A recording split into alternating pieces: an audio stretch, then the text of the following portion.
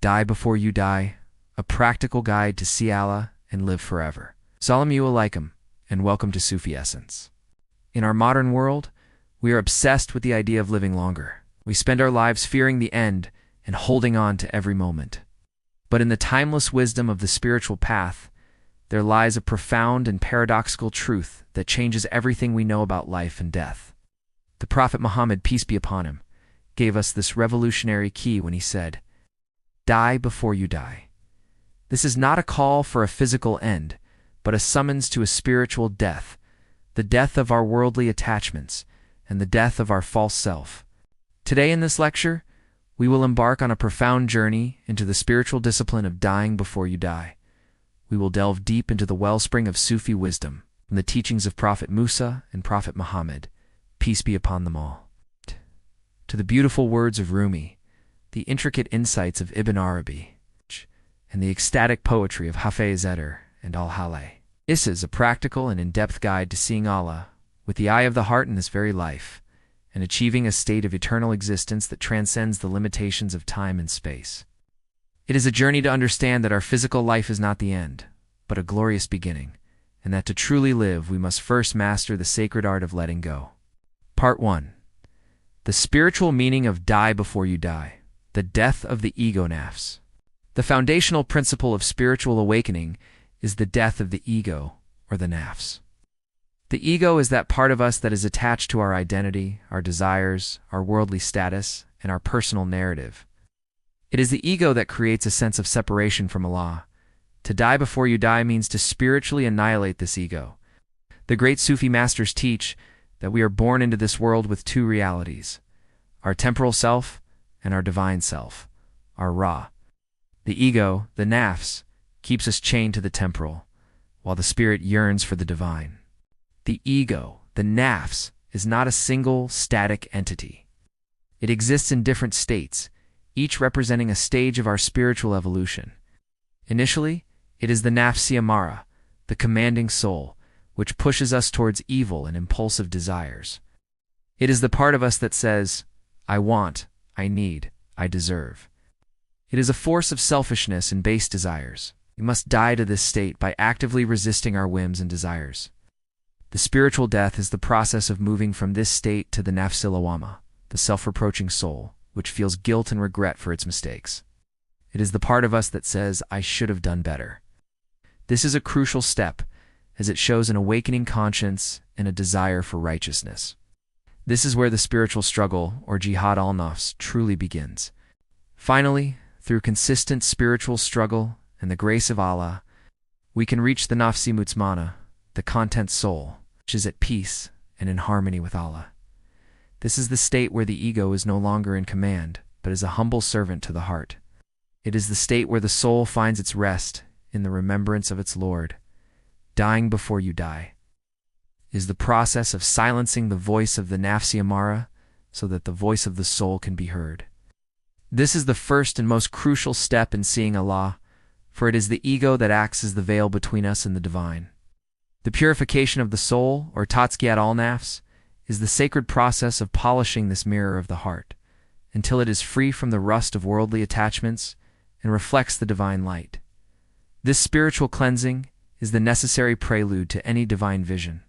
Part 2. The Prophetic Roots.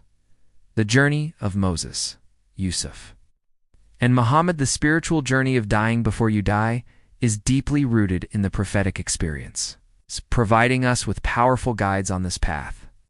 The prophets, through their lives and trials, demonstrated the practical application of this profound teaching. Prophet Musa, peace be upon him. We see this in the story of Prophet Musa, who in his burning desire to see Allah, was told, "You will not see me." Quran 7-143. This was not a final rejection, but a profound spiritual lesson. Prophet Musa had to die to his desire to see with his physical eyes, to die to his ego's need for a physical manifestation before he could truly perceive the divine reality. The lesson is that we cannot see Allah with our eyes. We must see him with our hearts. Prophet Musa's spiritual death was the death of his ego's demand, leading to a deeper submission and a greater spiritual unveiling. His physical sight was not what was needed. What was needed was a purified heart capable of experiencing the divine presence. He learned to die to his own expectation of how the divine would manifest. Prophet Yusuf, peace be upon him. Prophet Yusuf's life is a masterclass in this spiritual discipline.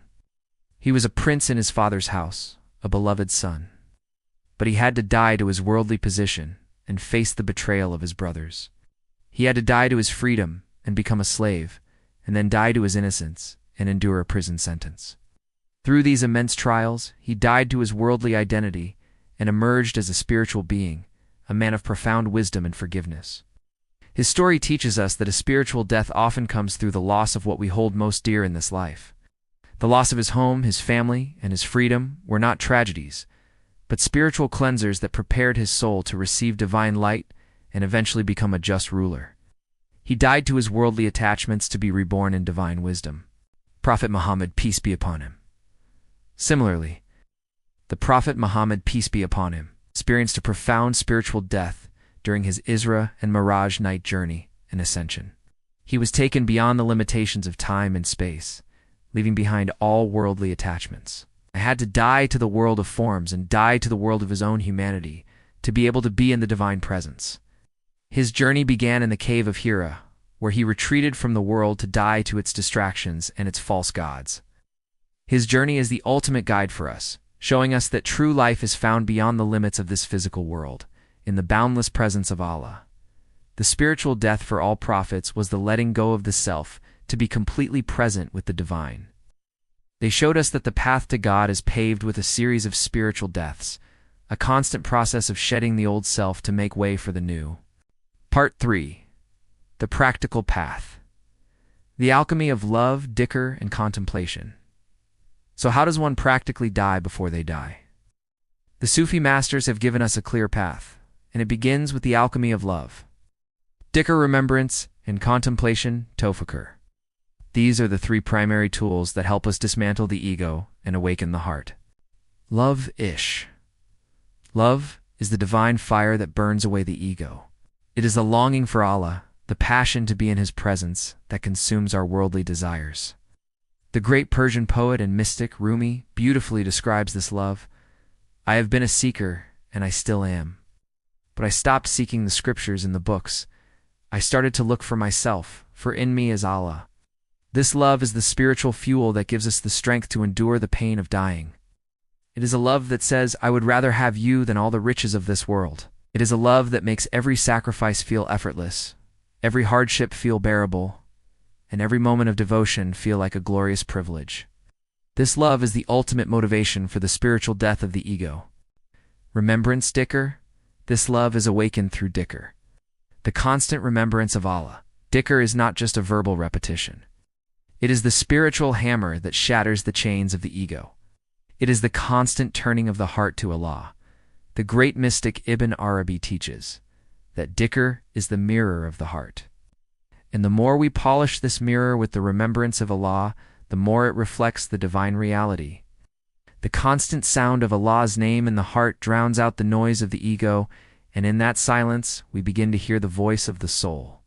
A powerful practice is silent Dhikr, where the tongue is still, but the heart continues to remember its Lord.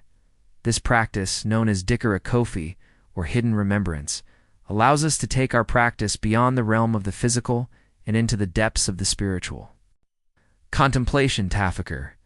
This is the act of deep reflection on the signs of Allah in the universe and in ourselves.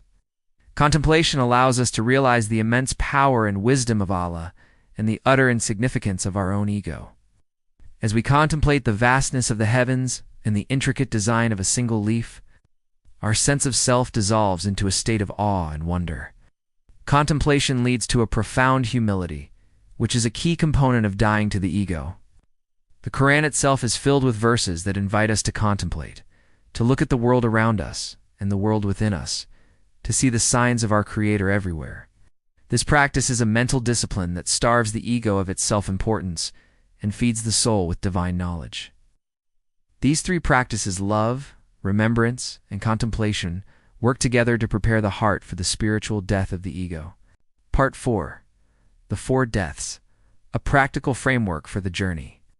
The process of dying before you die is often described in Sufi tradition as the four deaths. Understanding this framework provides a practical guide for our spiritual struggle. The green death Modiakdar. This is the death of our worldly desires. It is a death to our greed, our excessive love for wealth, food, and comfort. The person who dies this death becomes indifferent to the luxuries of this world and finds their contentment in a simple life. They are no longer a slave to their desires. This is the first and most difficult death, as it requires us to actively fight against our ego's attachments.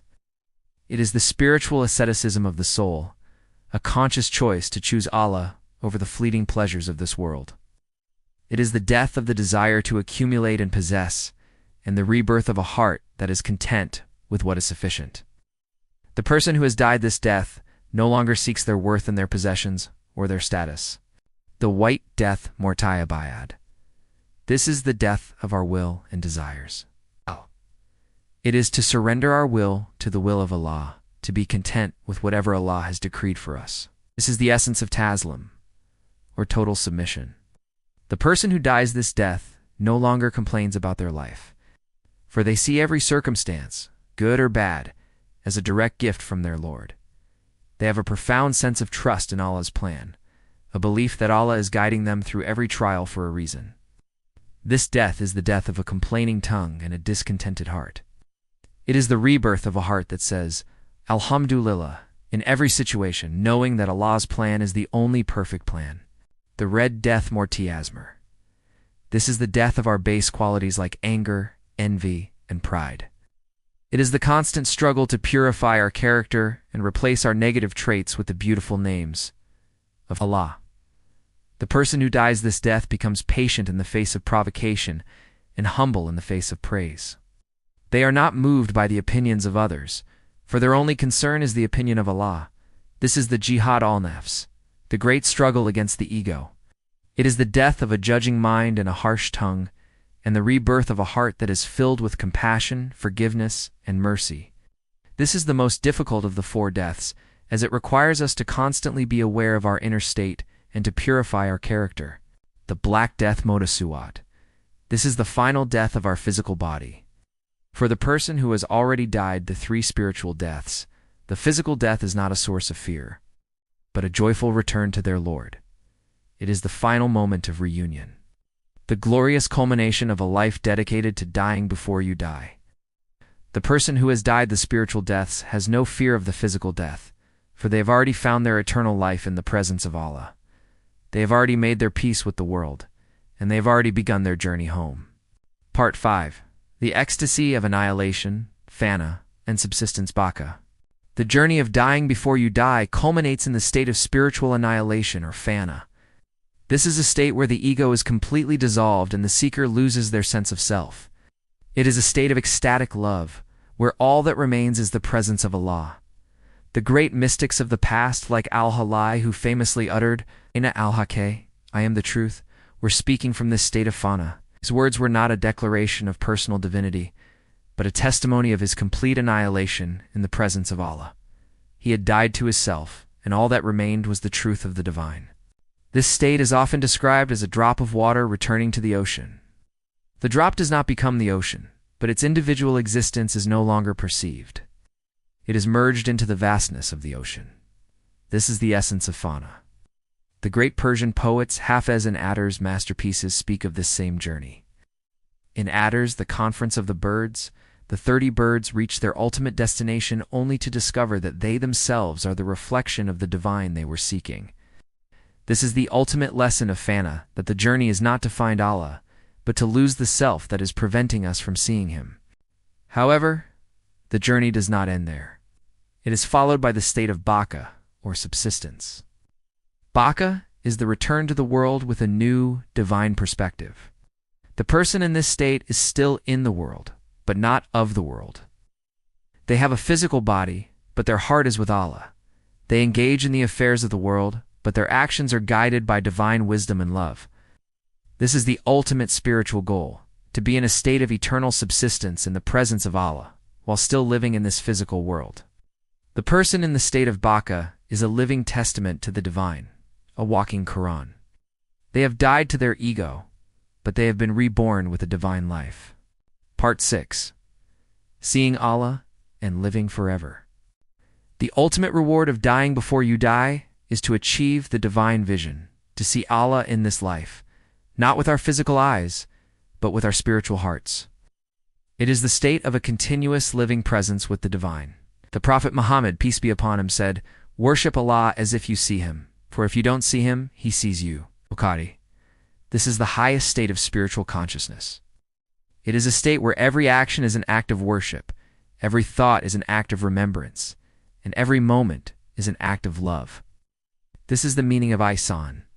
To live forever is not to achieve physical immortality, but to live a life that is so connected to Allah that it transcends the limitations of time and space.